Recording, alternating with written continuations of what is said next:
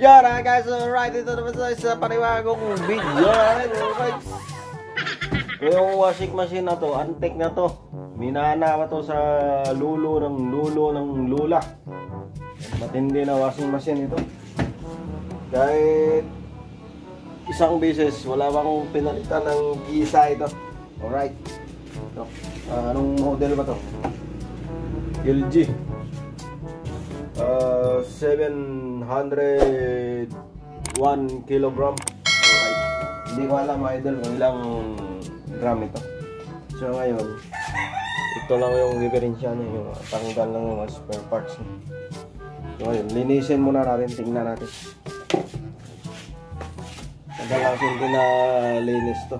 So ngayon, buksan na natin ito idol. Ayan o. Mga ganitong washing machine, madali lang linisin to. Hindi tulad sa automatic. Right. Salamat pala sa sumusuporta sa akin. At saka nung nakaraan, nag-live ako. May nagbigay ng $10. Maraming salamat sa iyo, idol. Si pangalan niyo si Miss Mishimi ba yun? Si Mishimi. Maraming salamat sa iyo. Right, at saka sa una kong nag-live noon, may nagbigay din. Yan ang idol, alright, yan. Medyo madumi na nga siya. Kaya yan, tanggalin muna natin. Isin natin. Balik na rin natin yung camera natin.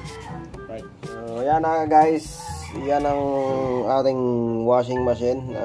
Napakarumi. May may 5 pesos pa. Yan. Sayang yan. Linisin mo lang yan.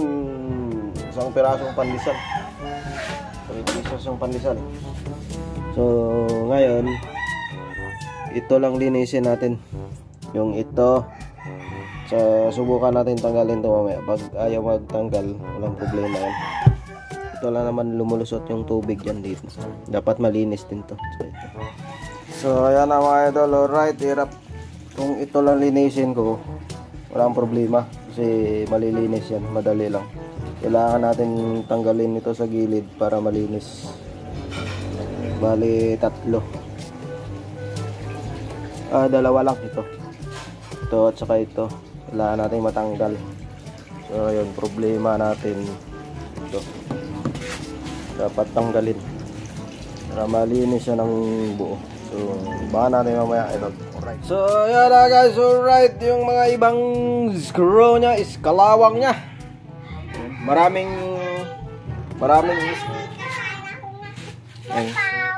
may nag-extra. Huwag ka na sumama sa video kasi wala akong pambayad sa'yo. So yan na mga idol. Alright, maraming kalawang na yung washing machine kasi luma na to. Iba, hindi ko na tanggal yung mga screw tulad dito.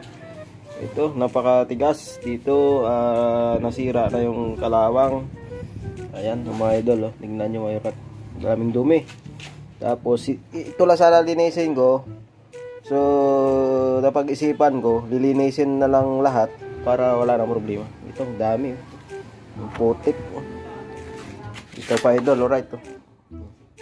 So, yan na idol, alright. Papakita ko sa inyo mamaya pag natanggal na. Hirap kasi mag-video, maraming kinakain na memory.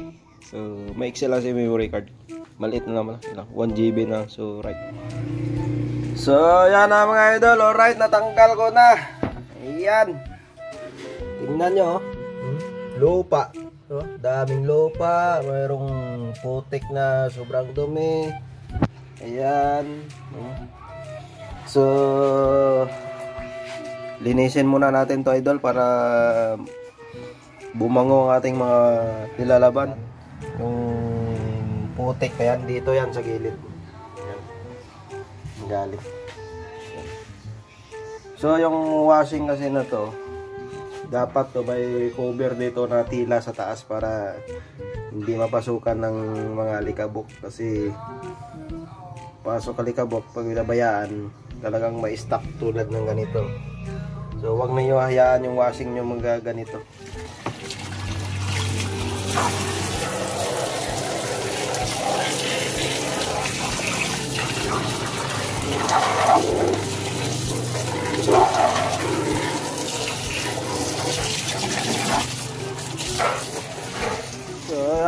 alright, nalinis na ating washing machine. Ayan. So, ayan mga idol, malinis na yan. Ayan.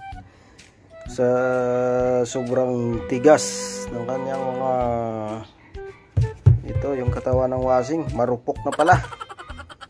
Ayan, oh.